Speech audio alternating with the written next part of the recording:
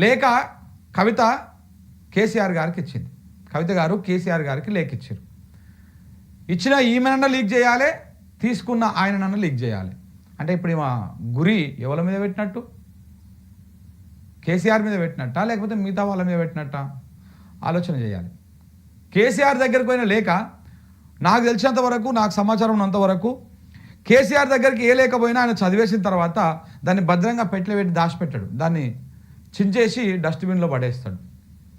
కానీ ఈ లేఖ ఆయన దగ్గరికి పోయిన తర్వాత ఆయన ఫోన్ కూడా వాడతాడని నేను అనుకోను. ఆయన ఫోన్ కూడా స్మార్ట్ ఫోన్ వాడి అది అనుకోను. కానీ ఆ లేఖ లీక్ అయిన లేఖ విషయాన్ని ఒకసారి మనం చూస్తే ఆ లేఖ కింద పెట్టేసి ఫోటోలు తీసిరు, దాన్ని ఫోటోలు తీసిరు ఫోన్ తోటి. అంటే లేఖ ఇస్తప్పుడు ఎవరు తీసిర్రు, మరి ఇవ తీసుకపోతున్న లేఖని 10 మందికి అయితే చెప్పి తీసుకపోరు కదా, అది ఫీడ్బ్యాక్. అందులో పాజిటివ్ ఎంత ఉందో నెగిటివ్ అంతకంటే ఎక్కువ ఉన్నది ఆ లేఖల. అంటే నెగిటివ్ అంశాలు ఎక్కువగా ఉన్నాయి, కొంత పార్టీకి డ్యామేజ్ చేసే అంశాలు ఎక్కువగా ఉన్నాయి. సో కాబట్టి అంత సున్నితమైనటువంటి అంశాన్ని 10 మందికి చెప్పి తీసుకపోరు.